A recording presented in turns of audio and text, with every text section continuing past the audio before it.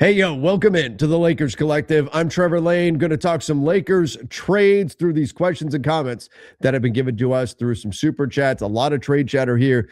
Let's dive into it. First, quick reminder, if you haven't done so yet, please make sure you subscribe to the channel. Turn on those notifications as well. Jason, Jovan, and I are so thrilled with the response that we've had to this channel, to this show.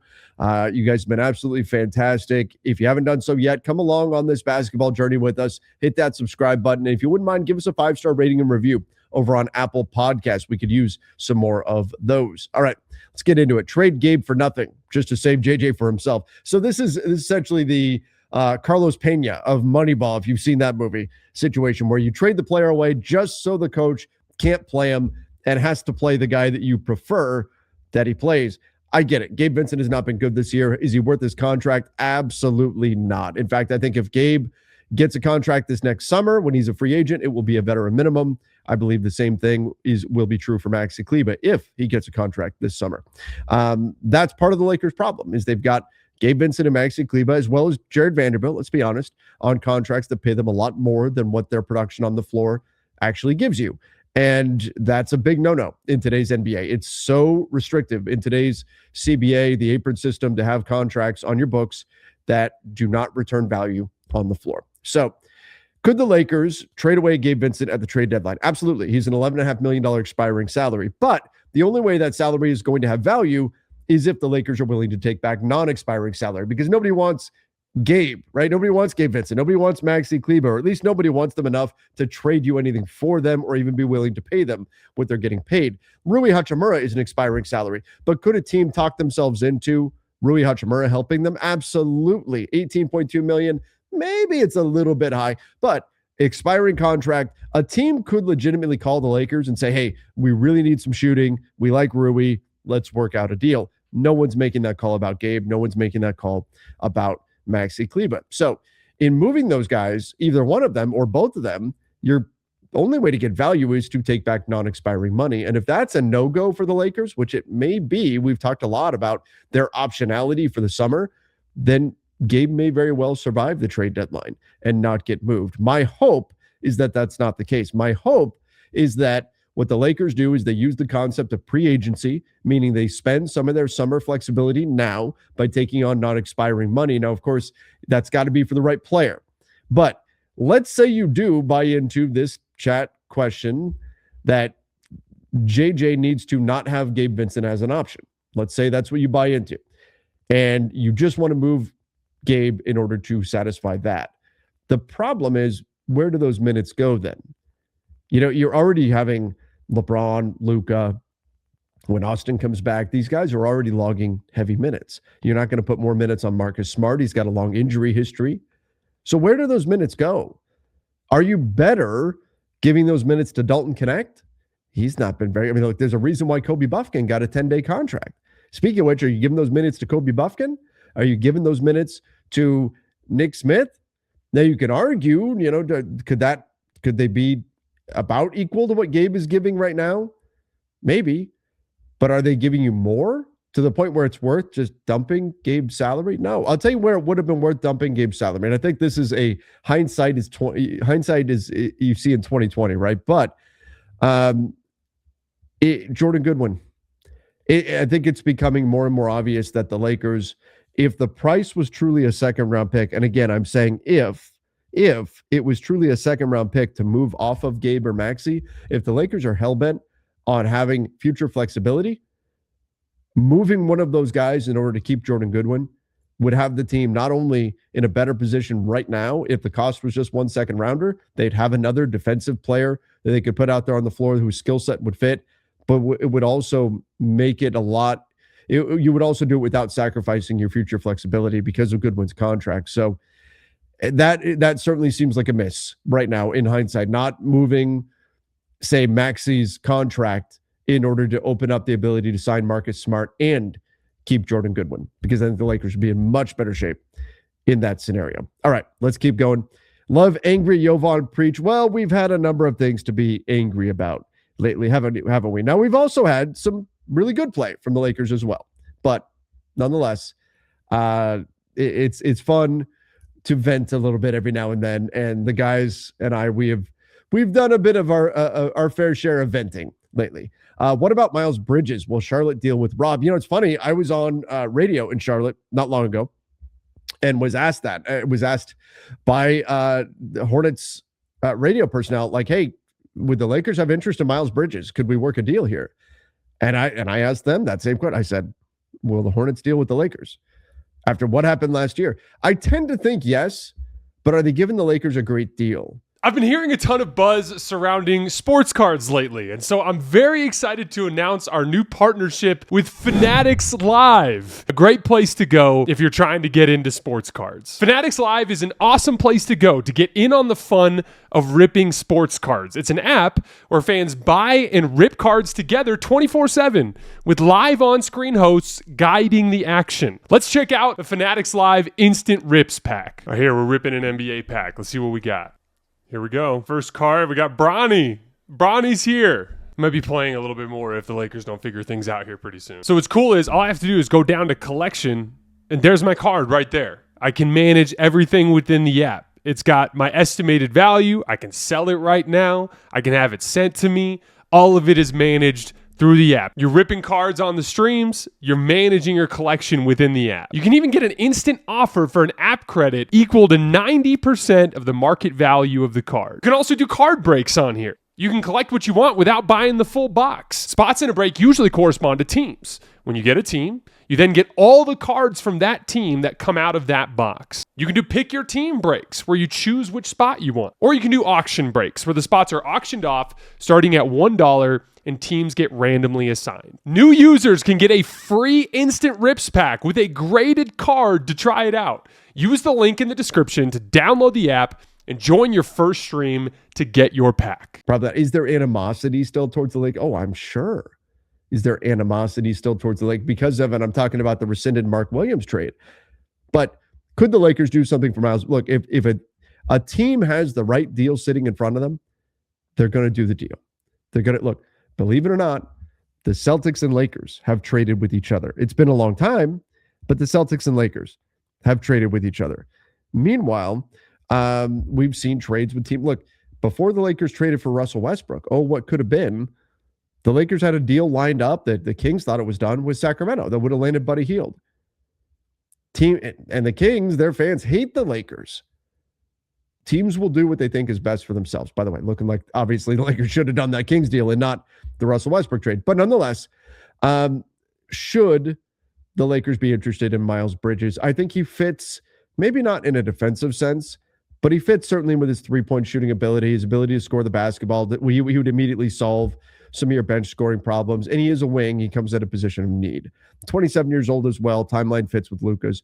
$25 million on the books. Not bad there for a guy who's producing the way that he is, and $23 million next season. So I like that feature of his contract, that it's actually a declining salary. Now, the question becomes, are you giving up, say, Rui Hachimura in order to get there? Because salary matching wise, you can get there with Dalton Knecht, and Dalton would probably relish the opportunity to get back to Charlotte after being traded there and then having that rescinded.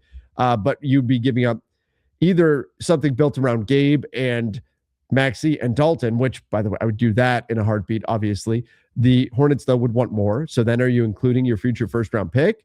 Or would you do something built around Rui and say we would do Rui and Dalton and off you go with something based around those two guys? Now you look at what he's doing this year, 19 points, 6.2 rebounds, 3.5 assists, 45% from the field, only 33% from three.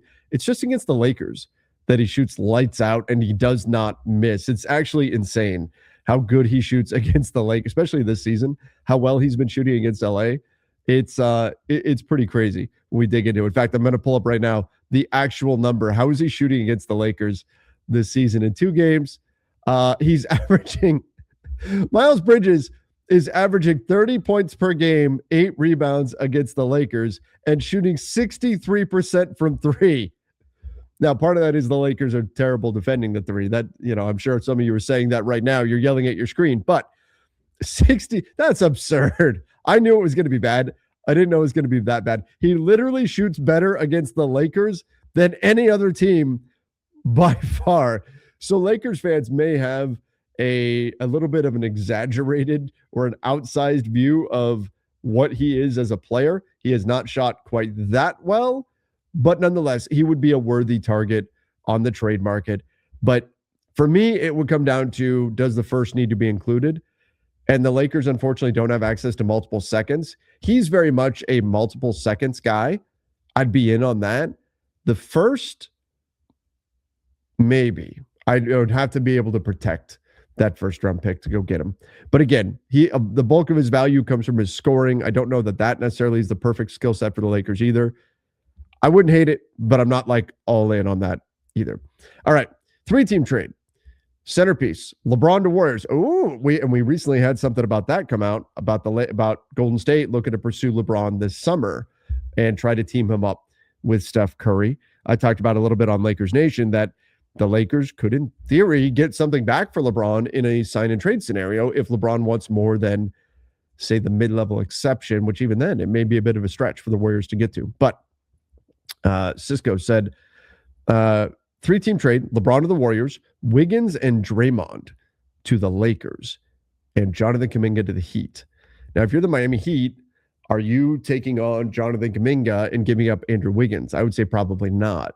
I just don't think Jonathan Kuminga has that kind of value. I would rather just keep Andrew Wiggins, especially if I have to pay Jonathan Kuminga $24 million next summer, and Andrew Wiggins is 30. I don't think Andrew Wiggins is worth 30, but he's not that far off. And I definitely don't think Jonathan Kuminga, unless he goes on a tear the remainder of the year here, where he gets more minutes with the Warriors, I don't think he's worth that 24. But I think Wiggins is closer to being worth 30 than Kuminga right now is worth 24. So if I'm Miami, I'd rather have Wiggins at 30 than Kuminga at 24 on my books. So I don't see Miami doing that. But suspend disbelief. If Miami would do that, would the Warriors trade Draymond to get LeBron? I think the Warriors would be trying to add LeBron to Draymond. Let's remember, LeBron and Draymond are friends. They both are with Clutch Sports. I don't see the Warriors doing that. The Warriors would have interest in LeBron, but they want to add LeBron to Steph, Draymond, Jimmy when he heals up. That would be the situation. Does the front office or new ownership understand how frustrated the fan base is, or they don't get it? I feel bad for Gabe, but kind of time someone starts to hear it. Are they frustrated? Do they understand the frustration? Yes, they do. Look, the Lakers see what's going on. You think the Lakers don't have the ability to go on Twitter, on X? You think they don't see NBA Reddit? You think they don't see the commentary of that's going on around there? The Lakers are very tuned in to that kind of stuff. Very tuned in. I've heard from multiple people within the organization. They listen to my show, the Lakers Nation. I'm sure they may be listening to this right now. The Lakers are very tuned into what's going on around them. Now, that doesn't necessarily mean that they're going to make a move because of what they're hearing, because that's not the job. The job is not to react to how the fans feel, but the job is to build the team through a plan that you think is sustainable and worthwhile. And there may need to be patience from the front office side that fans may not have. There's a lot more nuance because fans tend to react emotionally. And I do it too. I'm still a Lakers fan. I do it too. When the Lakers lose, it's frustrating. When teams don't look good, it's frustrating. And the knee-jerk response is often trade guys. Get rid of this guy then. Move this guy. We need to get these things. Sometimes it's not as easy as that. And so is the front office aware that fans are frustrated with the way they've played since December? Yeah, I guarantee you they are. They're aware. They know. They know what the chatter is.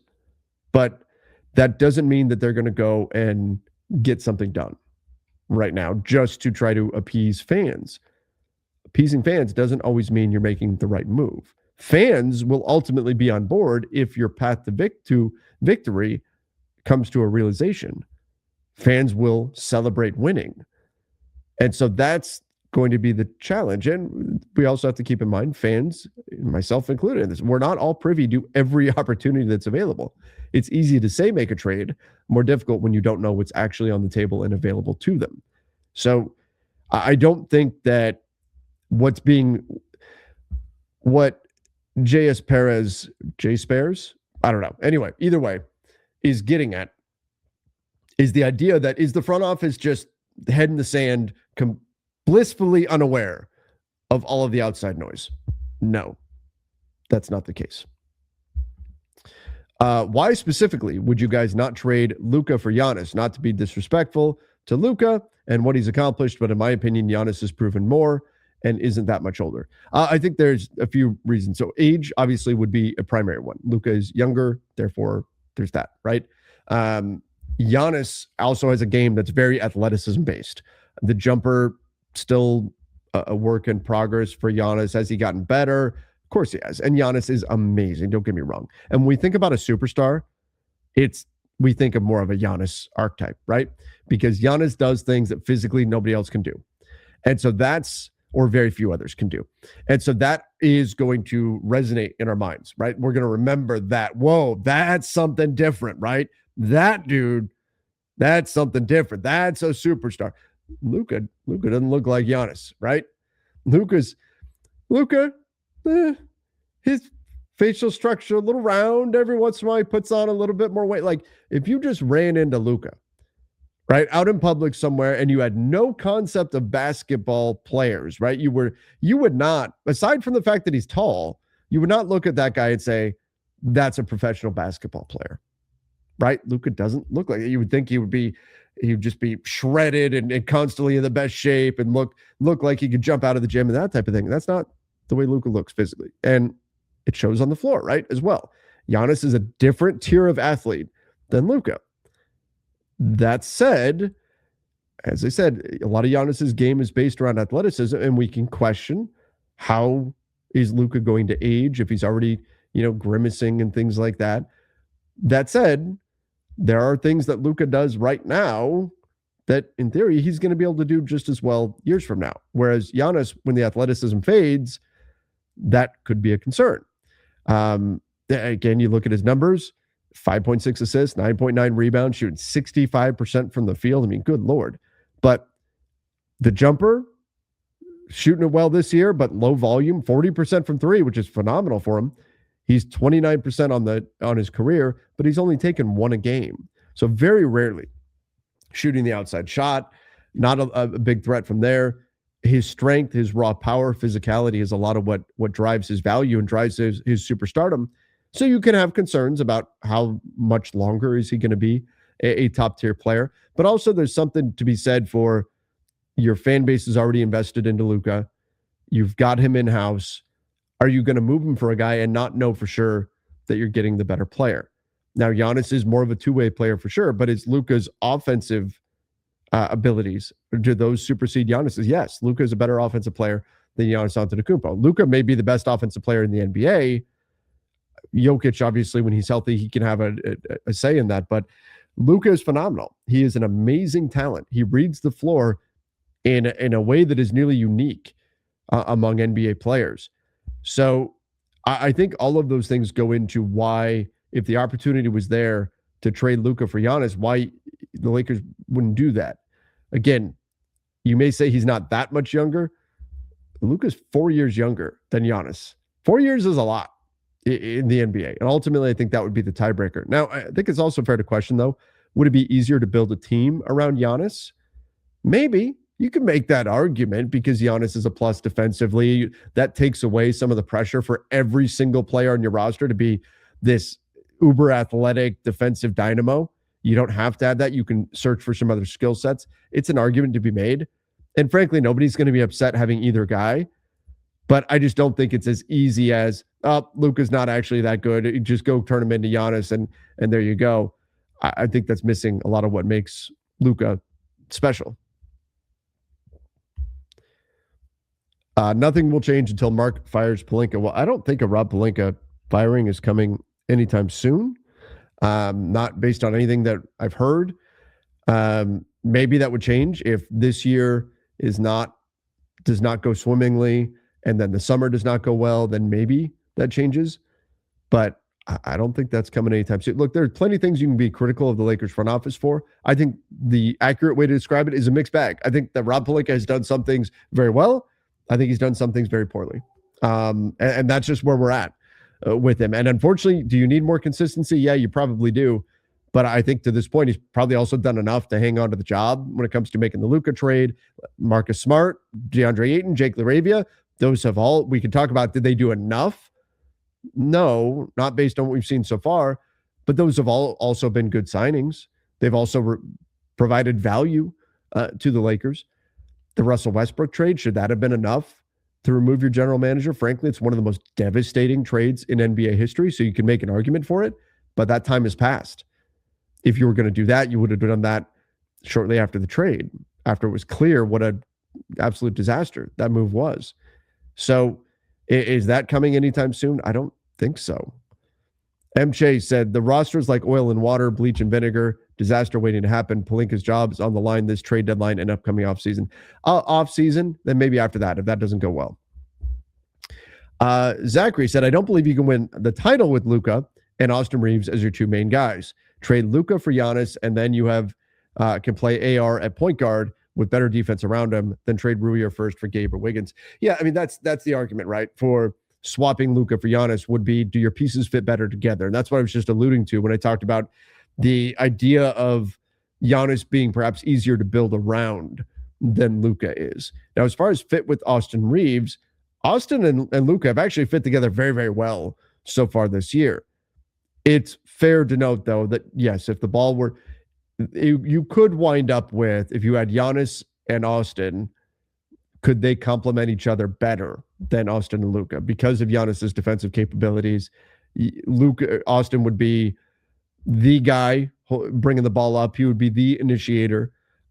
Giannis has the ball in his hands a lot in Milwaukee, so I'm not saying that would necessarily change, but Austin would be the ball handling guard in the backcourt rather than any kind of your turn, my turn dynamic in the Lakers backcourt right now offensively between Austin and Luka. So it's fair to say, well, Austin and Giannis would fit together better than Luka and Giannis. I think there is some truth to that. That said, I still don't see the Lakers trading Luka for Giannis because all the other things that we've gotten into. Look at it this way. If the Lakers were to do it, let's say you just trade them, just straight up, Luka for Giannis, go. You make it happen. And Giannis is extension eligible this summer, so that would be, maybe a concern contractually, whereas Luka, you got another year or two after that. But that said, let's say you do it. I think you're going to be happy either way, right? Either both guys are top 5 guys in the NBA. And maybe the ultimate move is to have Luka and Giannis and Austin. And you could potentially get there this summer if Giannis does ask for a trade. Now, I think everybody in the NBA will be looking for Giannis trades, but perhaps that's the home run swing for the Lakers, is to try to add Giannis. McMenamin, Luka inquired into Giannis via Austin Reeves trade. Not a word from the fans. AR's agent shouts that AR is a max player versus subpar teams, but not A1 teams. Not a word from fans. Rich talks and everybody explodes. Well, Rich Paul is talking about trading players on the Lakers roster, and the perception is that he's speaking directly for Austin. Austin's agent, his agent saying that he's a max player, or the comments that Austin's agent has made on X, talking about Austin's value this year. First of all, he's been, at worst, a top 15 player on the season when he's been on the floor. He's been incredible. But one of the best success stories we've ever seen for an undrafted player. Absolutely insane. He's been great. But so his agent saying positive things about him is not a surprise.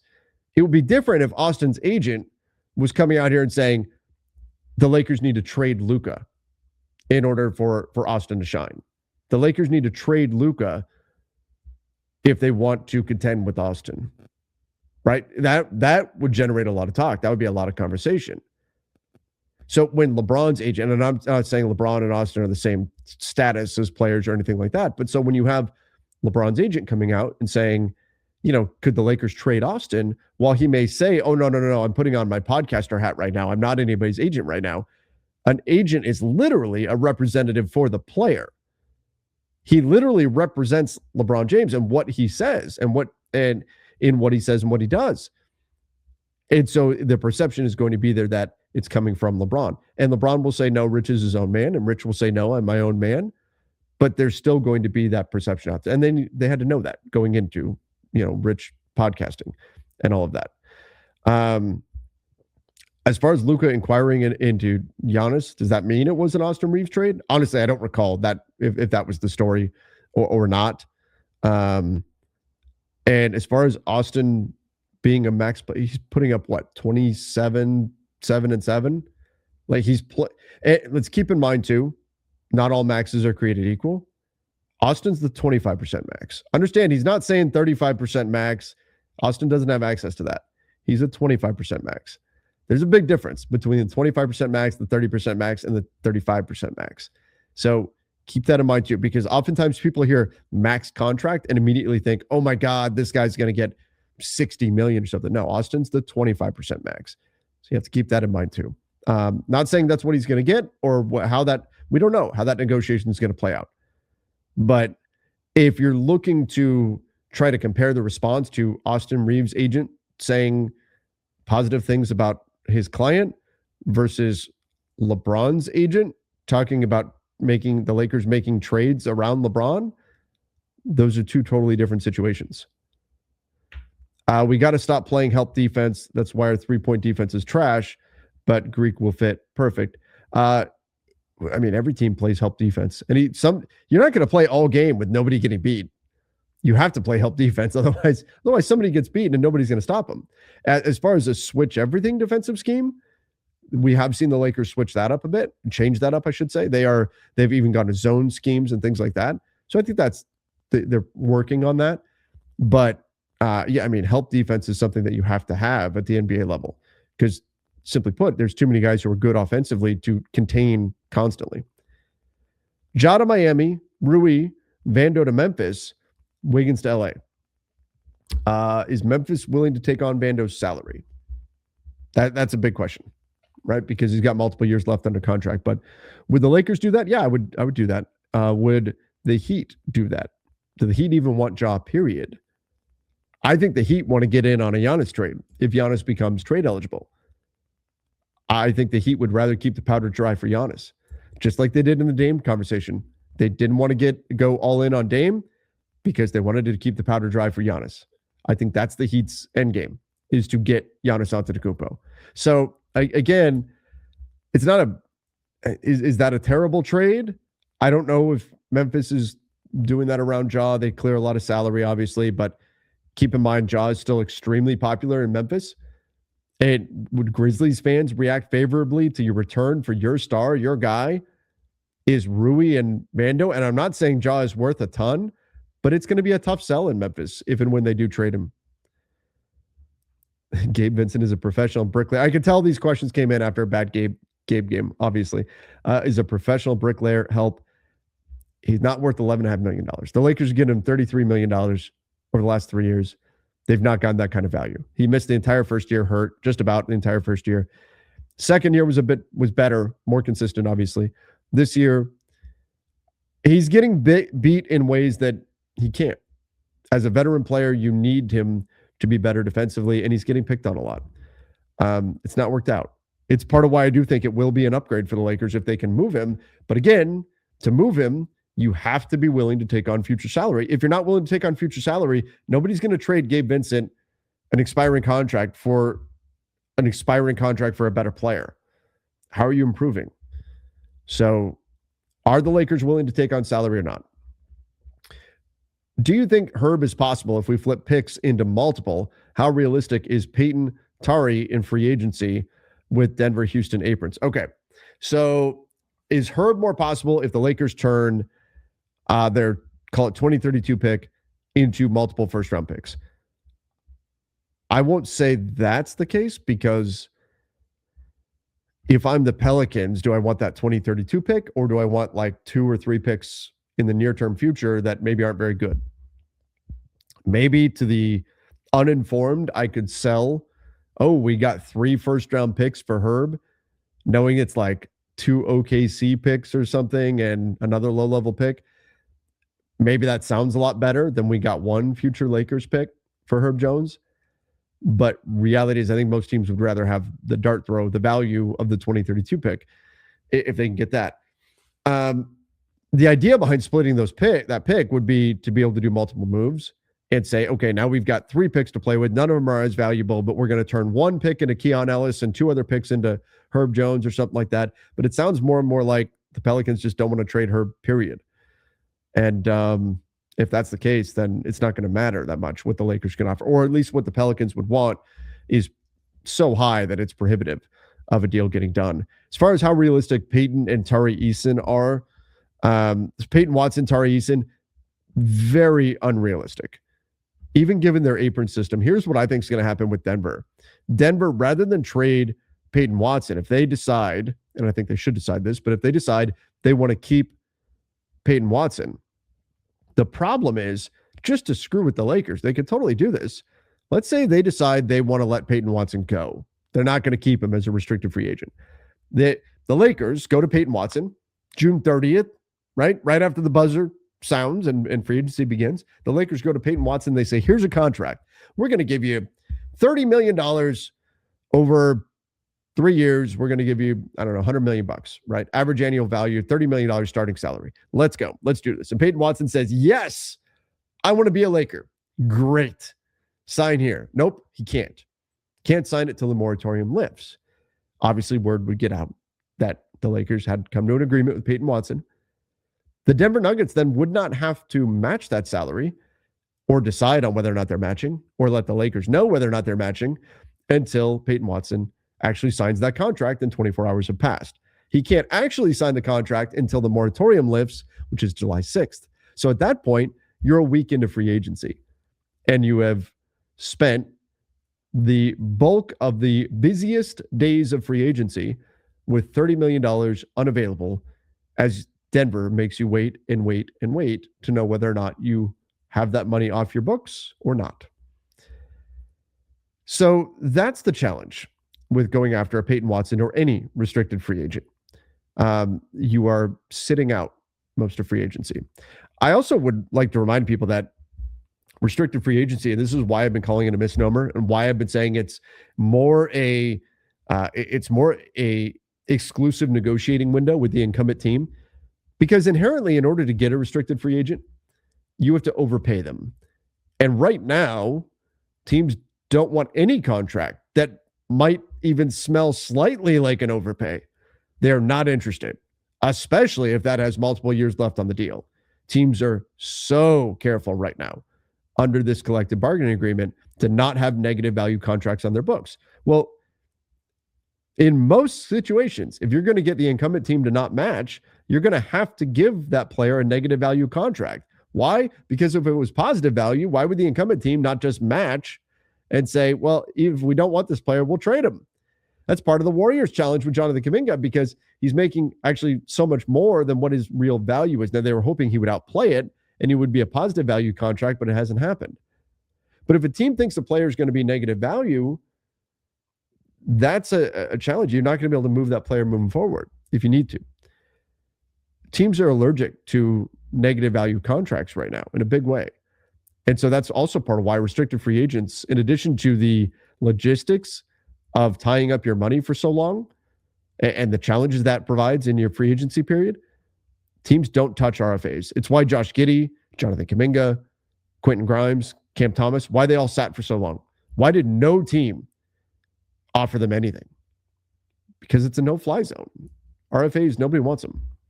Now, if I'm Denver, this could be a little bit different situation with the Nuggets because they're so close to that second apron. So here's where they're at right now. They're $1.2 million below the second apron. They also have Jonas Valanciunas, who is $0 guaranteed at a $10 million. So you want to get more flexibility? Boom. Goodbye, Jonas. See you later. Okay. Now you've got $10 million off your books. Maybe there's something you do there. Then you got to factor in, you've got a couple of team options here. You could waive those team options. Hunter Tyson, Jalen Pickett could waive those team options. There you go. They probably want to keep Spencer Jones. They're going to have to bump him up off the two-way contract. He's been a value for them. But let's say we get to a point where the Denver Nuggets, even with that money off the books, the Denver Nuggets look at things and they go, man, Peyton Watson needs $25 million. He deserves it. He needs $20 million. we're going to be above the second apron. Well, then even in that scenario, is Denver going to go, okay, we'll let Peyton Watson go? No, that's where maybe Cam Johnson hits the trade market and they could flip him. So I don't think Peyton Watson as a restricted free agent is very realistic at all. And the same is true for Tari Eason, who the Rockets love. They couldn't come to terms on an extension with him, but they didn't come to terms on an extension in part because they knew they had the safety and security of restricted free agency, which is incredibly inhospitable to players waiting for them. So Tari Eason has a RFA situation this summer, and the Rockets, when we look at their salaries, they are below the first apron. They are below the second apron. They're just going to keep him. You have Fred VanVleet with a player option. Obviously, he'll pick that up coming off the injury. But Kevin Durant is the highest paid player, and he's at $43 million. Then it's Sengun at $36 million. This is why it's such a benefit to having players that produce at a high level at below market value contracts. Look at what's happened to the Rockets. Look at all these salaries that they've got that they're able to have on their books. And all these players they can have on their books. Why? Because their highest paid players make it $43 million and not $54 million. Now, the guys that are worth $54 million, they're worth it in a big way, and then some. The true max level guys. But if you have a really good team and you've got players that are producing at a max or near max level that are making significantly less than that, it opens up all kinds of things, like keeping Tari Eason. You've got Reed Shepherd only making $11 million. Jabari Smith goes up, but only to $23 million. That's not so bad. At some point, you're going to see Amen Thompson. His contract's going to take a jump here. He hits restricted free agency in 2 more summers, but you could still, right now, benefit off of the low value of the contract currently at just $12 million, and he's giving you a lot more production than that. So I don't see any world in which Houston lets Tari Eason go either. Restricted free agency, I really think we're better served looking at restricted free agency and just pretending those players don't exist. I know it's tempting. I know there's some good players out there that are RFAs, but it's very rare for a restricted free agent to actually move. Your best case scenario is to engage the team with the RFA in a sign and trade. And that's where the team would have to be getting something they actually want, and the player would have to really want to join your team and then go from there. And keep in mind, a sign and trade would also trigger a hard cap at the first apron for the Lakers. Season's cooked. Who cares? Off-season 40-ish play available to sign players. Okay. Season's cooked. Obviously, this was coming off a loss, but I don't think the season is cooked. I know we're quick to jump to that. Steele, Hartenstein, Peyton, Tari, Grimes. Grimes will be an unrestricted free agent. Hartenstein, it depends on what the Thunder do. Hartenstein could actually be available if the Thunder decide we have too many difficult decisions to make. We don't want to be a second apron team. But if the Thunder win again this year, and they might, if they win again this year, they might just say, we don't care about the second apron. We're keeping everybody. We'll keep Isaiah Hartenstein. He's also extension eligible, though. So they could also extend Hartenstein at a lower number, knowing that they were overpaying him at $28.5 million. They did that in order to essentially buy a team option on his contract, so they would have future flexibility. But what if they just say, Isaiah, we want to keep you. We can't keep you at 28.5 because we want to keep our team together. Let's do an extension, but let's do it at 20. They may be able to do that. Lou Dort, same thing, 18.2. They may just keep him. Kenrich Williams, they could also, he's got zero guaranteed. They could just move on from Kenrich Williams as a way to create flexibility. Right now, the Thunder are going to be $23 million above the second apron next year. So that would suggest they have things they need to do. But let's say you do an extension for Hartenstein at $20 million. Okay, chop off $8.5 million there. Boom, there's a little bit of flexibility. You remove Kenrich Williams at $7 million. Boom, now you've chopped $15 million off your books. You're making progress. Now, the problem is they've got a bunch of first-round picks this year. They're probably going to have to kick the can down the road because I don't know that they're even going to want the salaries from first-round picks sitting on their books. But there are ways for the Thunder to shed some salary. AJ Mitchell, obviously, they're going to keep that salary on the books. He's phenomenal. But there's going to be ways for the Thunder to do it. If they do get it to a point where they say, we have to have more clearance below the second apron. Maybe they do decide to blink on one of Isaiah Hartenstein or Lou Dort, but we'll get to that. We'll cross that bridge when we come to it. I'm not going to buy that the Thunder are going to let either guy go. Whoops, I thought I had the salary sheet up for everybody to see, and I didn't. My mistake.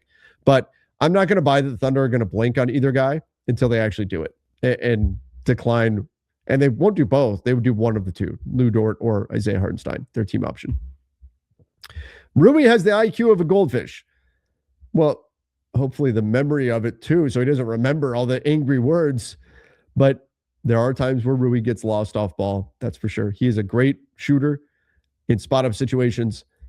But I think Rui's situation is a fascinating one because he could become unrestricted free agent this summer.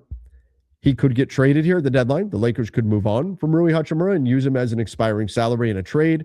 I think he is a expiring salary with on-court value as compared to Maxey and Gabe, who are expiring salaries just for expiring salary's sake. That's their only value. But Rui is also, keep an eye out. If the trade deadline comes and goes and Rui is still a Laker, they could still extend him. In fact, they could extend Rui Hachimura all the way to June 30th. They have the ability to extend him. So that's always possible too. I know the Lakers like Rui a lot. It's possible that they wind up extending him after the trade deadline. I wouldn't do it before the trade deadline, obviously. You'd want to have him as an expiring contract to use should the right trade pop up. But after the trade deadline, they could look to extend Rui. And again, it could happen all the way up till June 30th that they could extend his contract. We'll do a couple more here. Would you do DA and a second or a swap for Mathurin? Oh, yeah. Yeah. Now, the only problem is you don't have a center then, but I know you're addressing that here. Then trade remaining assets for a new center like Claxton, Messi. Pacers showed interest in DA and BA expiring. BA expiring. Is that Benedict Mathurin? Is that the BA? Well, anyway. The Pacers have shown interest in Ayton. They signed him. They signed Ayton, but he was a restricted free agent, and the Suns immediately matched. I don't know. That was years ago, though. Yeah, I think the perception of Ayton around the NBA was very different than the perception of Ayton now. So I wouldn't just assume that they still have interest in Ayton. A lot of time has passed. They may very, very well have changed their evaluation of him. I would probably not. I know the Pacers want a center. There's talks that they may go get Yves Messi for Mathurin. I think they would like even better than Yves Messi. If I'm the Pacers and I'm the Lakers and I'm trying to, if I'm giving DA to the Pacers and the Lakers are turning around and getting Yves Messi, if I'm the Pacers, I'd rather just cut the Lakers out and get Yves myself than get DeAndre Ayton, because Messi's already locked up on a rookie contract, relatively cheap deal. Is he better than Ayton right now? No, probably not, but very good rebounder. And you have the certainty. You also know he's got a higher motor than DA. And look at the contract. I mean, $3.3 million for Messi compared to whatever you're going to have to give Ayton. And maybe he picks up his player option. Maybe he doesn't. Maybe Ayton declines his player option and needs a new contract. If I'm the Pacers, I'd just cut out the Lakers and just get Messi myself. And they may be doing that anyway with Mathurin. But if you told me in a vacuum, would I do DA and a second for Mathurin? Yes, absolutely. The Pacers wouldn't, but I would. Honestly, it's concerning that a 41-year-old has been the most consistent, probably best player with Luka playing this often. I think Luka is starting to round back into form. The three-point shot hasn't been good lately. He's not been as good as he was in November or October. Look, if Luka was playing like that still, we wouldn't be having that conversation. Luka was phenomenal to start the season. And maybe he's a little banged up, but LeBron has been great for stretches. There's been games where Luka's been very good too. But ultimately, yes, Luka's got to perform more consistently. He's got to be a bit better than what we saw, certainly in the month of December and a decent chunk of January. But I think ultimately he'll get there. I think Luka will get there. This is a little bit of a funk. Part of it is I think Austin's being out. Luka, the numbers have shown you that Luka's been much better when Austin's been out there on the floor. So I think it hasn't helped him that Austin hasn't been available. But I do think we're going to see better days ahead from Luka. In 2030, we'll be waiting for Cade, y'all. Be patient. I'm sure that is sarcasm there. And it's fair. I don't want to see the team kick the can down the road again. I don't want to buy into, but next year we'll have the X number of picks. I don't want to buy into that. Are you surprised Luka got number 2 in media votes for All-Star?